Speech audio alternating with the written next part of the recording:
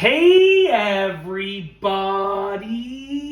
I'm here today to show you and tell you how to tighten a screw without a screwdriver. This will be an easy tutorial, so let's get right into the video. As you can see right here, I have 2 screws for the demonstration within this video, and I have a whole bunch of tools that I'm gonna use. There are many ways that you can tighten a screw without a screwdriver. You can be as creative as you want to be with regards to the methods, but I'm gonna be going over 4 easy things that you can do to tighten that screw down, depending on the scenario. Let's get right into the video, okay? So when I'm talking about a screw, I'm talking about a screw like this, a fastener, but you can use a lot of these methods also for a bolt as well. So if you're tightening a bolt, that's totally fine. It's going to be, you can use the same methods. They will basically apply for the most part, okay? So let's get right into this video. The first thing is you can use a coin if you have a screw that has a head that has a flat head or a slot head, depending on how you call it, on what you call it at the top right there. Now, if you're using a coin, it's going to be hard for you to establish a screw inside of a material. Like, it would be hard for me to start a hole. I could do it with the coin, right? But it's not going to be easy. Actually, I could probably do it now that I think about it, but it would be quite difficult because you're holding the screw in place while applying a little bit of pressure with the coin, right? And it's very hard to make it go in straight. So instead, this is a good method if you already have an established pilot hole, or if the screw is already established in the material. So let's say I have a pilot hole over here, right? And I put the screw in there and I want to tighten it down. I can use my coin and I can then twist it with the coin to tighten it down like that. As you can see, I am securing it. I'm fastening that screw in place just like that as I twist it with the coin. It's going further and further down, just like that, right? And I can continue going, but I don't want to get it too tight because I have to remove it now. So I'm going to go ahead and I'm going to remove it with the coin. And it is like, I am putting a good amount of pressure. I don't know if I could finger tighten it down that tightly. After this point, I can't tighten it anymore with my fingers. The coin though works really well, as you can see right there, okay? The coin works phenomenally, to be honest with you. And it does the job. So if you have a flathead or a slot head screw, then you can use a coin to tighten it down, and it's easier. Like, you can establish a hole with it. You definitely can establish a hole with it, but it is indeed easier if you already have a pilot hole or if it's already in there. So for instance, if you are drilling the screw into position and then the drill battery just dies, you can use the coin to finish it. That's the ideal situation, okay, for using a coin. Number 2 is just plain and simply your fingers.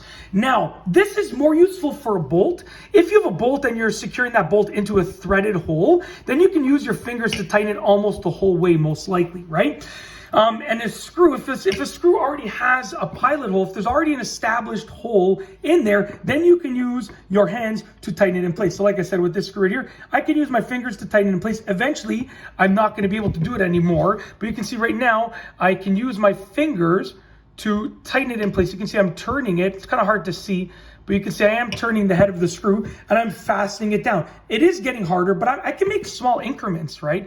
And I don't have the strongest grip in the world either. Like, I mean, obviously I don't, but I don't have a really, really strong grip. I have a pretty strong grip, but you know, eventually it is going to hurt your fingers when you're doing that. So keep that in mind, but you can use your fingers to tighten a screw without a screwdriver. And it's especially useful if you have a bolt that you are tightening. Just give me a second. I think I smell something.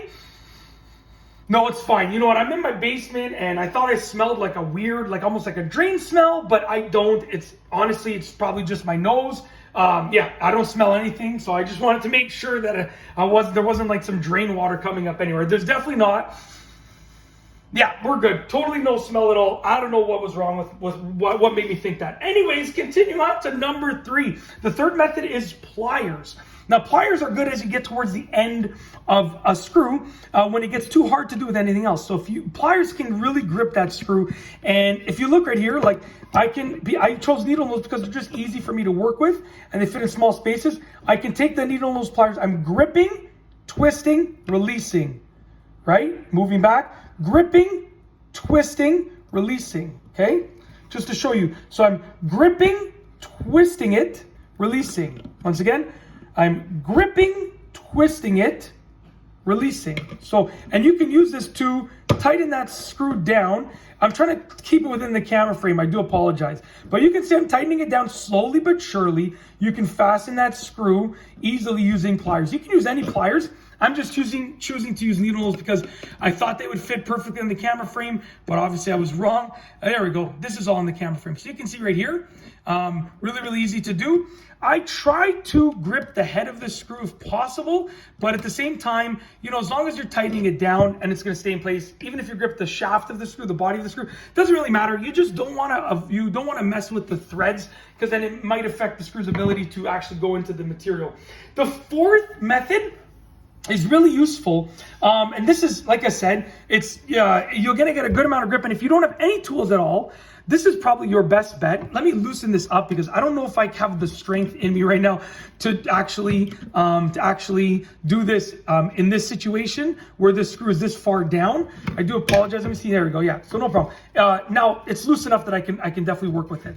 So you can get an elastic, and this doesn't require any tools at all. You can get an elastic band, okay, and you can wrap that elastic band many times around the screw. Obviously, if like you want to try and get it around the head of the screw if possible, and you don't need to keep wrapping it. As long as you have a good grip on it, you can stop. So like what I can do is I can hold the elastic like this, right? And then that is already around the screw. I can continue like going over and over again if I want to. I can continue wrapping the elastic over and over if I want to. But once I've established it on the screw, okay, what I can do is I can just, it's like as long as it's tightly in place, I can hold the elastic like this, or I can keep wrapping it until it's done.